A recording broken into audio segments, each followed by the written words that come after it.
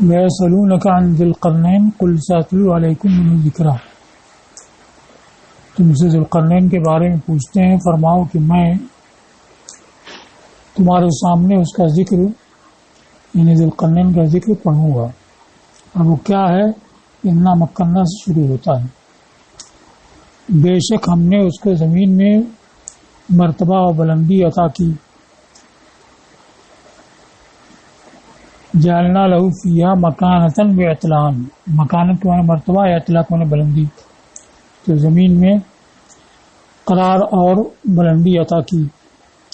وآتیناہ من کل شیء سببا، اور اسے ہر چیز سے ایک سبب عطا فرمایا. ہر چیز کا مطلب من کل شیء ارادہ، ہر اس چیز سے جس نے اپنے ملک کے اغراض و مقاصد میں سے جس کا قصد کیا. سبب کو مانا طریقاً موصلا الیہ، سبب عطا کیا نہیں اس تک پہنچانے والا راستہ عطا کیا.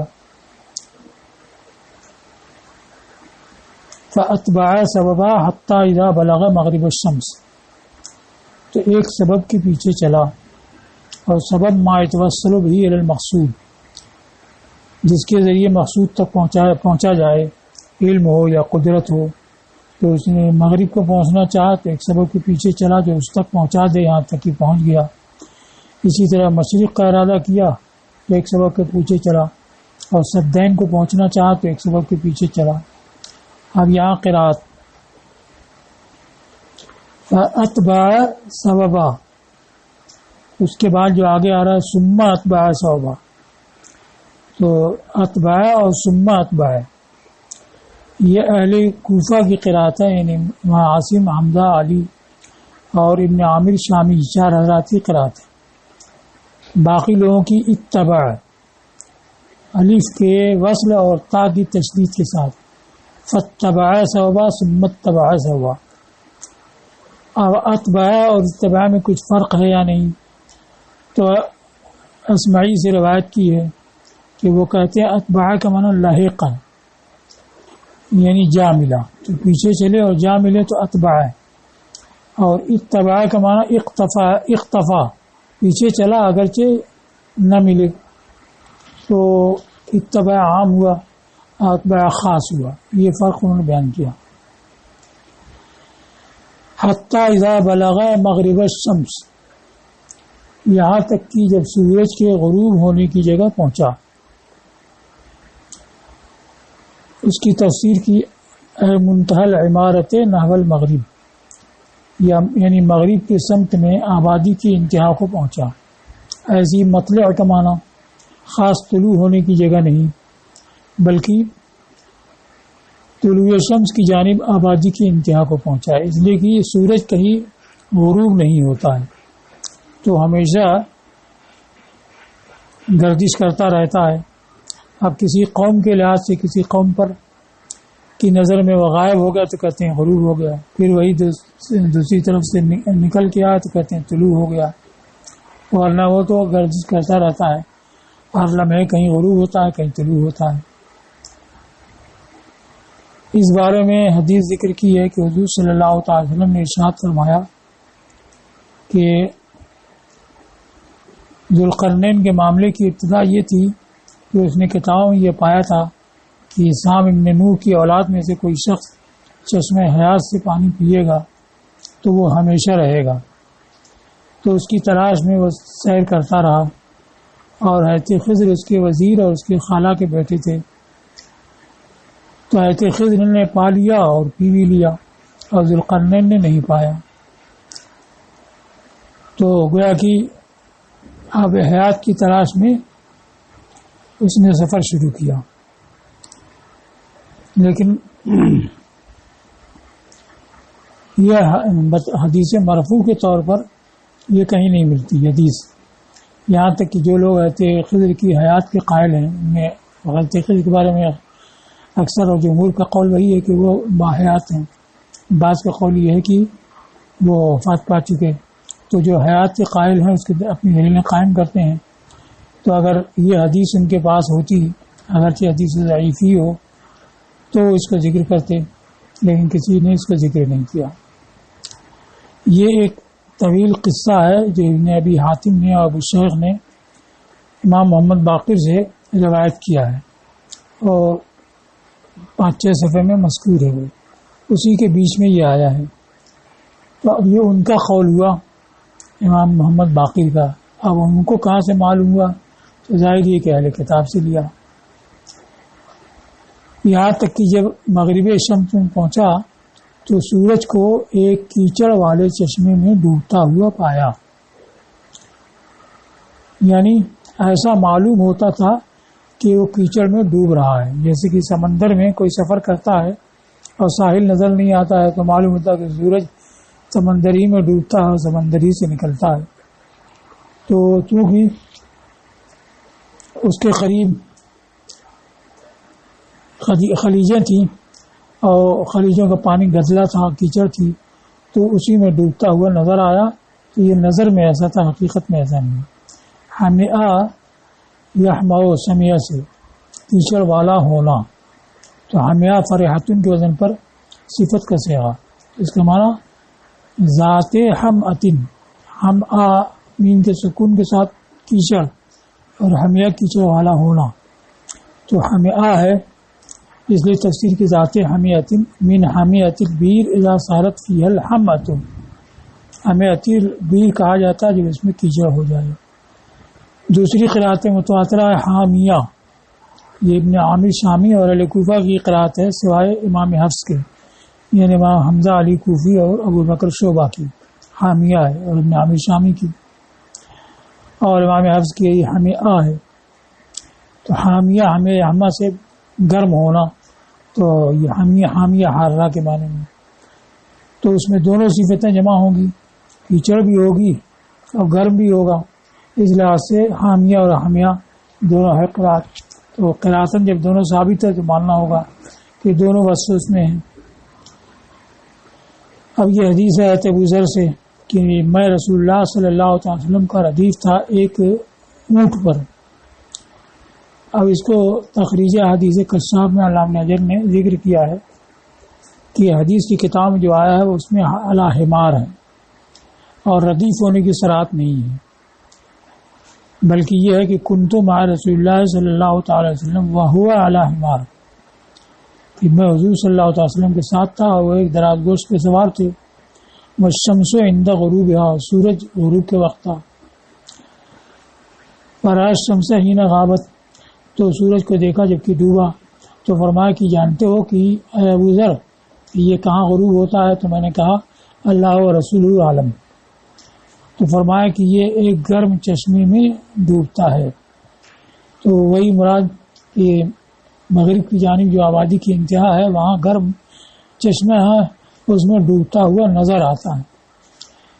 حضرت عباس رضی اللہ تعالیٰ عنہ حضرت معاویہ کے پاس تھے، تو حضرت معاویہ نے پڑھا حامیہ بجزا تغرف یعنی حامیہ، تو حضرت ابن عباس نے فرمایا کہ حامیہ ہے۔ تو حضرت معاویہ نے عبداللہ ابن عمرو ابن عاص سے پوچھا کہ تم کیسے پڑھتے ہو؟ تو انہوں نے کہا جیسے امیر المومنین پڑھتے ہیں۔ تو اب اختلاف ہو گیا، تو حضرت معاویہ نے کعب احبار کے پاس آدمی بھیجا کہ کیسے سورج کو تم غروب ہوتے ہوئے پاتے ہو، یعنی اگلی کتابوں میں کیسا لکھا ہوا ہے؟ تو انہوں نے فرمایا فی ماء و طین، پانی اور مٹی یعنی کیچڑ میں، ایسے ہی ہم توریت میں پاتے ہیں۔ تو حضرت عباس کے قول کے موافق ہو گیا، لیکن جب قرأت متواترہ سے دونوں ثابت ہیں تو دونوں کو ماننا ضروری ہے، اور دونوں میں کوئی منافات نہیں۔ ہو سکتا ہے کہ وہ چشمہ دونوں وصفوں کا جامع ہو، گرم بھی ہو کیچڑ بھی ہو۔ اب آگے یہ ہے ووجد عندها قوما، آگ کا مرجع ظاہر کیا کہ عند تلک العین، اس چشمے کے پاس ایک قوم کو پایا، اور روایتوں میں جیسا آیا ہے ویسا بیان کیا۔ ارے یارہ خالی ہونا اسی سے حالی ہے، حالی کی جمع راتن من الثیاب، ایسی قوم جو کپڑوں سے خالی اور ان کا لباس شکار کی کھالیں اور کھانا ما لفظ البحر، لفظ ضربہ سے سمندر جو پھینک دے، مکانی کفارن۔ تو ہم نے فرمایا کہ اے ذوالقرنین، ان لوگوں کے بارے میں حکم فرمایا اما ان تعذب و اما ان تتخذ فیہم حسنا. تو ان موصول حرفی اپنے مابعد سے مل کر کے تو مصدر کے معنی ہو جائے گا. ان اما تعذیب کا، ویسے ان تتخذ یا ان مابعد سے مل کر کے مصدر کے معنی ہو جائے گا. اتخاذ الحسن جملہ ہوگا نہیں، تو جملہ ہونے کے لیے کچھ مقدر ہوگا لینا ہوگا. یعنی الامر تعذیب کا یا امر کا تعذیب کا ہے، ویسی الامر اتخاذ کا فیہم حسنا یہ لینا ہوگا. تو ہم نے فرمایا کہ اے ذوالقرنین یا تو تم عذاب دو، سزا دو، یا ان کے اندر بھلائی اختیار کرو. اب یا تو یہ رہتے ذوالقرنین نبی تھے، قول ضعیف ہے، تو اللہ نے ان کی طرف اس بات کی وحی فرمائی، ورنہ اس زمانے کے نبی کی طرف وحی کی کہ نبی نے ان کو یہ حکم دیا، یا یہ کہ اللہ کی جانب سے الہام تھا اور ان کو اس میں اختیار دیا گیا کہ یا تو ان کو قتل کی سزا دیں اگر وہ اپنے کام پر مصر رہیں، اور اس کے درمیان ان کے ساتھ بھلائی کریں، ان کو عزت دے کر کے اور شریعت کے قوانین کی تعلیم دے کر کے اگر یہ مان لائیں. تو یہ دو طرح کا دو حکم جو ہے وہ دو قسم کے لوگوں کے لحاظ سے تھا، یا یہ کہ تعذیب سے مراد قتل اور اتخاذ حسن سے مراد اصل قید کرنا. یعنی چونکہ کفار تھے اس لیے فرمایا گیا کہ یا تو قتل کرو یا قید کرو. اب یہ قید کرنا کو بھلائی کا معاملہ کرو یہ کیوں کہا گیا؟ اس لیے کہ قتل کی نسبت یہ بھلائی ہے. تو ذوالقرنین نے کہا لیکن جو ظلم کرے تو ہم اس کو سزا دیں گے قتل کی، پھر وہ اپنے رب کی طرف لوٹایا جائے گا تو وہ اس کو برا عذاب دے گا قیامت میں. یعنی جس کو میں نے اسلام کی دعوت دی پھر وہ نہ مانا مگر ظلم عظیم یعنی شرک پر باقی رہنا، تو وہی وہ ہے جس کو کہ دارین میں سے عذاب دیا جائے گا. لیکن جو ایمان لایا اور نیک کام کیا، یعنی وہ کام کیا جو ایمان کا تقاضا ہے، فَلَهُ جَزَاءُ الْحُسْنَى، یہ قرات ہے، یعنی جزاء الفعلۃ الحسنى، تو اس کے لیے بہتر عمل کا بدلہ ہے. اسی کو پہلے ذکر کیا، لہو جزاء الفعلۃ الحسنى، تو لہو یہ خبر مقدم اور جزاء الفعلۃ الحسنى، جزاء الحسنى یہ مبتدا مؤخر، تو اس کے لیے بہتر عمل کا بدلہ ہے. اور بہتر کیا عمل کیا ہے؟ کلمہ شہادت. اور جزاء الحسنى یہ دوسری قرات ہے اہل کوفہ کی سوائے ابو بکر شعبہ کے. تب ترکیب کیا ہوگی؟ فَلَهُ الْحُسْنَى جَزَاءً، تو لہو خبر مقدم، الحسنى مبتدا مؤخر اور جزاءً یہ تمیز، تو اس کے لیے بہتر کام ہے جزا کے لحاظ سے. تو اس کو بیان کیا ہے فَلَهُ الْفِعْلَةُ الْحُسْنَى جَزَاءً. وَسَنَقُولُ لَهُ مِنْ أَمْرِنَا يُسْرًا، تو یسر کے معنی آسانی، آسانی سے مراد آسانی والا، اور اس کے لیے ہم اپنے کام سے آسانی والے کا حکم دیں گے. یعنی اس کو دشوار مشقت خیز کا حکم نہیں دیں گے، لیکن سہل آسان کا زکوٰۃ خراج اس کے اور اس کے علاوہ. یہ ایک سمت کا بیان ہوا. ثم اتبع سببا، پھر ایک سبب کے پیچھے چلا یہاں تک کہ جب مطلب شمس تک پہنچا تو سورج کو ایسے لوگوں پر طلوع ہوتا ہوا پایا جن کے لیے ہم نے اس کے گرد آڑ نہیں رکھی. قوم موصوف لم نجعل لهم من دنیا سترا، یہ جملہ صفت. اب اس قوم کے بارے میں کہا گیا کہ یہ زنج ہے، یعنی ابشی سیاہ فام، اس کے گرد یعنی سورج کے گرد ہم نے ان کے لیے ستر نہیں رکھا، آڑ نہیں رکھی. اس کا دو مطلب بیان کیا، یعنی عمارتیں نہیں رکھی. ایسے کعب سے روایت ہے، کعب احبار سے، کہ ان کی زمین عمارتوں کو روکتی نہیں، یعنی عمارت بن نہیں پاتی. سرب کی جمع ہے اسراب، اور اس میں سرنگیں ہیں. جب سورج نکلتا ہے تو سرنگوں میں داخل ہو جاتے ہیں، جب دن چڑھ آتا ہے تو اپنے کام کاج کی طرف نکلتے ہیں. دوسرے کے ستر سے مراد لباس، تو ہم نے ان کے لیے لباس نہیں رکھا.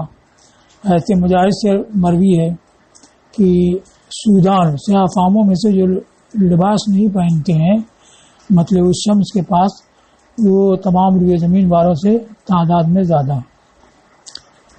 کذالک، اب کذالک تک کی ترکیب میں کیا واقع ہوگا؟ ایک تو وہی الامر کذالک، یعنی امر ذی القرنین کذالک، تو امر ذی القرنین مبتدا یہ مقدر ہے اور کذالک خبر ہے، یعنی ذی القرنین کا معاملہ ایسا ہی ہے جیسا کہ ہم نے بیان کیا۔ تو اب یہ مزید کیوں فرمایا؟ اس کے معاملے کی عظمت ظاہر کرنے کے لیے کہ اس کا معاملہ عظیم تھا اور جیسا ہم نے بیان کیا ویسا ہی تھا۔ دوسرے کی کذالک کا تعلق بلوغ سے ہو، یعنی بلغہ مطلع الشمس مثل ذالک، کذالک یعنی مثل ذالک، یعنی جیسے مغرب الشمس میں پہنچا ویسے ہی بلغہ بلوغاً مثل ذالک، ویسے ہی مطلع الشمس میں پہنچا۔ تیسرے کی اس کا تعلق قوم سے ہو، تتلو علی قوم کذالک، یعنی مثل ذالک، جیسے مغرب الشمس میں قوم تھی ویسے ہی مطلع الشمس میں قوم تھی، اور مغرب الشمس والی قوم کے لیے جو حکم ہوا وہی ان کے لیے بھی حکم ہوا، تو وہاں سے اس کا تعلق ہو۔ وقد احطنا بما لدیہ خبرا، تو خبر اخبر کو نہ جاننا علم ہونا، احاطہ علم کے لحاظ سے احاطہ کیا، یعنی جان لیا، اور ہم نے علم کے لحاظ سے اس کا احاطہ کر رکھا جو اس کے پاس تھے، لشکر، آلات اور بادشاہت کے اسباب۔ خبراً یہ منصوب ہے مفعول مطلق ہونے کی وجہ سے، تو مفعول مطلق تو فعل مذکور کے معنی میں ہوتا ہے، تو کہا کہ احاطہ میں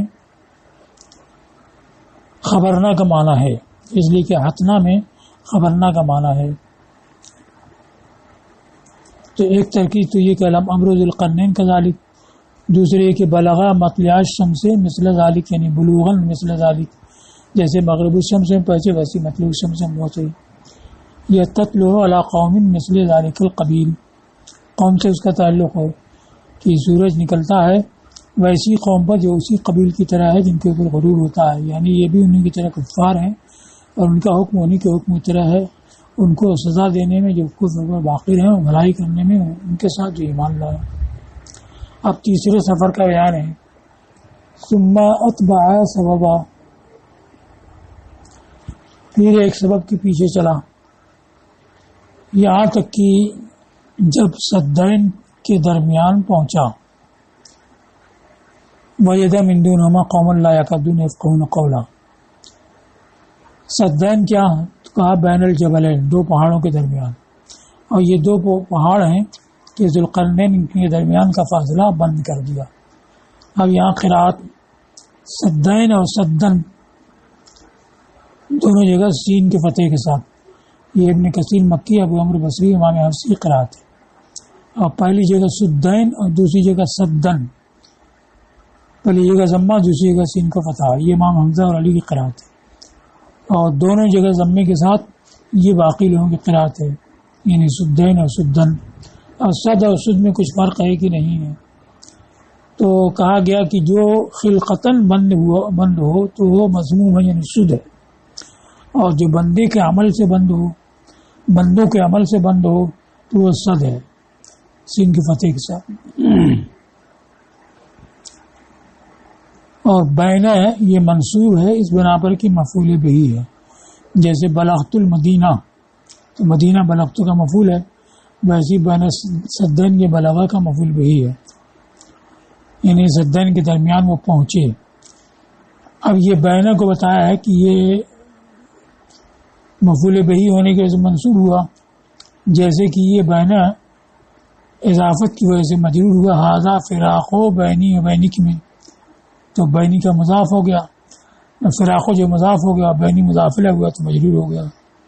اور جیسے کہ یہ بینا مرفوع ہے، لقد تقطع بینکم، یعنی تمہارا آپسی تعلق منقطع ہو گیا، تو بین یہاں پہ مرفوع آیا ہے، تو اس لیے کہ یہ بین ان ظروف میں سے ہے جو بطور اسم و بطور ظرف دونوں طرح استعمال ہوتے ہیں، ظرف ہوں گے تو ظاہر ایک منصوب ہوں گے، اور اسم ہوں گے تو حسب عامل ہوں گے۔ اب یہ سدین والی جگہ کہاں ہے؟ تو اس کو کہا کہ ارض ترک کی منقطع ختم ہونے کی جگہ میں ہے، جو مشرق کے قریب ہے، اور مورخین نے بتایا کہ یہ جبال کاکیشیا میں ہے، اس کے قریب ایک شہر ہے دربند، وہیں ذوالقرنین نے سد بنائی۔ سدین کے پاس یعنی ان کے آگے انہوں نے ایک قوم کو پایا، یہ ترک ہیں جو جلدی بات کو سمجھتے نہیں. فقہ افقہ سمجھنا، فقہ فقاہتاً فقیہ ہونا، یعنی بات کو جلدی سمجھ نہیں پاتے مگر مشقت اور کوشش سے، اشارہ وغیرہ سے. لا یکادون یفقہون، مابی فعال سے سمجھا نہیں پاتے ہیں بات کو. امام حمزہ اور علی کی قرأت ہے، یعنی سامع کو اپنی بات سمجھا نہیں پاتے ہیں. ولا یبینونہ، اور نہ اس کو بیان کر پاتے ہیں، اس لیے کہ ان کی زبان نادر اور نامعلوم ہے. تو اب ان لوگوں نے کہا اشارہ وغیرہ کسی طریقے سے کہ اے ذوالقرنین، بے شک یاجوج اور ماجوج زمین میں فساد برپا کرنے والے ہیں. فہل نجعل لک خرجا، تو کیا ہم آپ کے لیے کچھ مزدوری مقرر کر دیں اس بات پر کہ ہمارے اور ان کے درمیان سد بنا دیں. تو فرمایا ما مکنی فی ربی خیر، جس پر مجھ کو میرے رب نے قابو دیا وہ بہتر ہے. یعنی مجھ کو مال کی حاجت نہیں ہے اور وہ میرے پاس موجود ہے.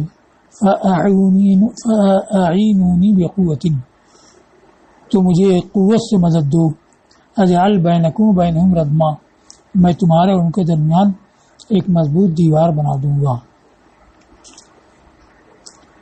یاجوج ماجوج کے بارے میں بتایا کہ یہ عجمی نام ہے، اس دلیل سے کہ غیر منصرف ہوتا ہے. ایک تو عالمیت ہے، دوسرے عجما. اور یاجوج حمزہ کے ساتھ صرف امام عاصم نے پڑھا ہے، باقی الف کے ساتھ یاجوج ماجوج کہتے ہیں. اور یہ یافس ابن نوح کی اولاد سے ہیں، یا یہ کہ یاجوج ترکوں میں سے ہیں اور ماجوج جیل اور دیلم میں سے ہیں. مفسدون فی الارض، کہا گیا کہ یہ انسانوں کو کھا جاتے تھے، اور کہا گیا کہ بہار کے موسم میں نکلتے تھے تو کوئی ہری چیز نہ چھوڑتے مگر اس کو کھا جاتے، اور کوئی خشک چیز نہ چھوڑتے مگر اس کو اٹھا لے جاتے، اور ان میں کوئی مرتا نہیں، یہاں تک کہ اپنی صلب سے 1000 مذکر کو دیکھ لیتا اور وہ 1000 بھی اس قابل ہوتے کہ ہر ایک ہتھیار اٹھا لیتا. اور کہا گیا کہ یہ 2 قسم کے ہیں، ایک تو دراز، بہت زیادہ دراز، اور ایک کوتاہ، بہت زیادہ کوتاہ. یہ سب قیلہ سے ہے. فہل نجعل لک خرجا، یہاں پر قرأت خراجن امام حمزہ والی کی ہے، دونوں کا معنی جعلن نخرجہ من اموالنا، یہ اصلی معنی کی طرف اشارہ کیا، ایسی اجرت جس کو ہم اپنے مال سے نکالیں. اس کی نظیر نول اور نوال، نول عطا کرنا، نول اور نوال بمعنی عطیہ ہوتا ہے. تو جیسے نول اور نوال ہے ویسے خرج اور خراج ہے. تو کیا ہم آپ کے لیے خراج کر دیں اس پر کہ آپ ہمارے ان کے درمیان سد بنا دیں؟ تو فرمایا ما مکنی فی ربی خیر. اب یہاں پر 2 قرأتیں ہیں، مکننی فکی ادغام کے ساتھ ابن کثیر مکی کی قرأت ہے، اور نون کو کا ادغام کر کے مکنی یہ باقی لوگوں کی قرأت ہے. یہ ادغام کے ساتھ اور فکی ادغام کے ساتھ مکی قرأت ہے. فی، جس پر مجھے میرے رب نے قابو دیا وہ بہتر ہے، یعنی جس میں مجھ کو قابو والا بنایا کثرت مال اور دولت، یہ اس سے بہتر ہے جو تم میرے لیے خراج صرف کرو گے تو مجھے اس کی حاجت نہیں ہے. تو قوت سے مجھے مدد دو. اب طاقت سے مدد دینے کا مطلب بفاعلۃ وحسن نائن، فاعل کی جمع فاعلہ. تو فاعل تو ہر کام کرنے والے کو کہتے ہیں، لیکن زیادہ تر مزدوری کے کام کرنے والوں کو. اور صانع کاریگر، تو مزدوروں اور کاریگروں سے، ایسے کاریگروں سے مدد کرو جو تعمیر اور کام اچھا کرتے ہیں اور آلات کے ذریعے. اجعل بینکم و بینہم ردما، ردم کا معنی بیان کیا جدارن و حاجزن، میں تمہارے ان کے درمیان ایک دیوار اور روک، حاجزن حسین موثقن، ایک محفوظ اور مضبوط رکاوٹ کر دوں گا. اور ردم جو ہے صد سے بڑا ہوتا ہے.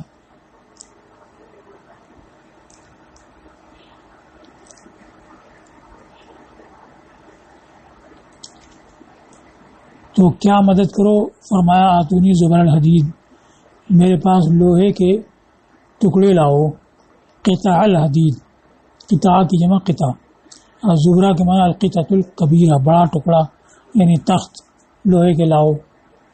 کہا گیا کہ انہوں نے نیو کو کھودا یہاں تک کہ نیو پانی تک پہنچ گئی، اور نیو کو چٹانوں سے اور پگھلائے ہوئے تانبے سے کر دیا، اور اس کے اوپر جو عمارت بنائی تو عمارت کو لوہے کے ٹکڑوں سے کیا جن کے درمیان ایندھن اور کوئلہ ہوتا، تو لوہے کی ایک تہ بچھا دی، اس کے اوپر ایندھن اور کوئلہ بھر دیا، پھر اس کے بعد لوہا کی تہ بچھا دی، ایندھن اور کوئلہ کر دیا، حتیٰ سد ما بین الجبلین، یہاں تک کہ نیچے سے اوپر تک جبلین کے درمیان جو تھا اس کو بند کر دیا۔ پھر منفاخ کی جمع ہے منافیخ، نفخ انفخ پھونکنا، منفاخ بڑی دھکنی جس سے کہ ہوا دی جائے، تو یہ سب رکھنے کے بعد دھکنی کو رکھا جس سے ہوا دے کر کے آگ کو بھاکایا جائے، یہاں تک کہ جب یہ سب لوہا وغیرہ آگ کی طرح ہو گیا، یعنی پگھل کر کے سب آگ کی طرح بن گیا، تو پگھلایا ہوا تانبا اڑیل دیا گرم کیے ہوئے لوہے پر، تو یہ ایک دوسرے سے مل گیا اور بعض سے پیوست ہو گیا، وہ سارا جلدن سلدن اور مضبوط ٹھوس ہو گیا۔ کہا گیا کہ دونوں سطح کے درمیان کا فاصلہ 100 فرسخ ہے، یعنی 300 میل۔ حتیٰ اذا ساوا بین الصدفین، یہاں تک کہ یہ دونوں جانبوں کے درمیان برابری کر دی، بفتحتین صدفین، پہاڑ کے دونوں جانب لأنہما یتصادفان، اس لیے کہ ایک دوسرے کے مقابل ہوتے ہیں، یتقابلان، اور صدوفین ضمے کے ساتھ، یہ ابن کثیر مکی، ابو عمرو بصری، ابن عامر شامی کی قرأت ہے، اور صرف سات کے ضمہ دال کے سکون قرأت صدوفین یا ابو بکر شعبہ کی قرأت ہے۔ تو یہاں تک کہ دونوں جانبوں میں جب برابری کر دی تو فرمایا کہ پھونک مارو، یعنی ذوالقرنین نے کاریگروں سے فرمایا کہ لوہے میں ہوا دو، یہاں تک کہ جب اسے آگ کر دیا، یعنی جس میں پھونکا گیا اسے، وہ ہے لوہا، اس کو آگ کر دیا، یعنی آگ کی طرح کر دیا، کیونکہ لوہا بے نہیں تو آگ ہوگا نہیں، لیکن سب پگھل کر کے بڑھتی ہوئی آگ کی طرح ہو گیا۔ تب فرمایا آتونی افریغ علیہ قطرہ، میرے پاس لاؤ میں اس کے اوپر پگھلائے ہوئے تانبا اڈیل دوں۔ آتونی کی تفسیر کی آتونی باب افعال سے، آتا یوتیتان، اور ایسے آتا یوتیتان۔ افریق کا معنی بیان کیا صبح، یعنی میں بہا دوں اس کے اوپر قطر، قطر کا معنی نحاسن مذابہ، پگھلا ہوا تانبا، اس کو قطر کہا گیا لأنہ یقطر، اس لیے کہ وہ ٹپکتا ہے، اور یہ قطرن منصوب ہے افریق کی وجہ سے، اور تقدیر کلام یوں ہوگی کہ آتونی قطرہ افریغ علیہ قطرہ، کہ میرے پاس پگھلا ہوا تانبا لاؤ میں اسے ان کے اوپر اڈیل دوں، افریغ علیہ قطرہ، تو پہلا قطرہ حذف کر دیا گیا اس لیے کہ ثانی اس کے اوپر دلالت کر رہا ہے۔ اب اس میں دوسری قرأت قال اتونی، یعنی میرے پاس آؤ، عطایاتی سے اتونی الف کے وصل کے ساتھ امام حمزہ کی قرأت ہے، اور یہاں جب ابتدا ہوگی تب ایتونی پڑھا جائے گا، تو الف کسرہ ہوگا، یعنی میرے پاس آؤ۔ فمستطاعوا ان یظہروہ ومستطاعوا لہ نقبا، تو انہیں طاقت نہیں ہوگی کہ اس کے اوپر چڑھیں، اور نہیں ان کو اس میں سوراخ کرنے کی طاقت ہوگی۔ تو استطاعوا کی جگہ استاعوا، تا کے حذف کے ساتھ تخفیف کے لیے، اس لیے کہ تا سے قریب المخرج ہے، تو انہیں طاقت نہیں ہوگی کہ اس پر چڑھیں، یعنی یعلو السد، سد پر بلند ہوں، ومستطاعوا لہ نقبا، اور اس میں سوراخ کرنے کی بھی قوت نہیں ہوگی، یعنی ان کے لیے اس میں کوئی ہیلا نہیں ہوگا، چڑھنے کا بھی نہیں اس لیے کہ بلند ہے، اور سوراخ کرنے کا بھی نہیں اس لیے کہ ٹھوس ہے۔ پھر فرمایا ھذا رحمۃ من ربی، یہ میرے رب کی رحمت ہے۔ ھذا کا مشاہدہ کون ہے؟ یعنی یہ صد اللہ کی جانب سے نعمت اور اپنے بندوں پر رحمت ہے۔ یہ ھذا الاقدار والتمکین من تسویتہ، یہ اس کے برابر کرنے کی قدرت دینا اور قابو دینا، یہ اللہ کی طرف سے رحمت ہے۔ فإذا جاء وعد ربی جعلہ دکا، تو جب میرے رب کا وعدہ آئے گا تو اسے منہدم کر دے گا۔ تو جہاں وعد ربی سے مراد دنا مجیء یوم القیامہ، جب روز قیامت کی آمد قریب ہوگی، اور شارفہ ان یاتی، اور آنے کے نزدیک ہوگا، تو اسے یعنی صد کو دک کر دے گا۔ اب یہاں دو قرأت ہے، دکن اور دکا ہے، تو دکن ہوگا تو دکا دک کو منہدم کرنا، ڈھانا، اسی سے دکن مصدر معنی میں اس مفعول کے یعنی جعلہ مدکوکا، اسے ڈھایا ہوا زمین بوس کیا ہوا کر دے گا. تو پہلی اسی کی تفسیر کی ہے مدکوکن مبسوطن مسون بلس، یعنی ڈھایا ہوا پھیلایا ہوا زمین کے برابر کیا ہوا.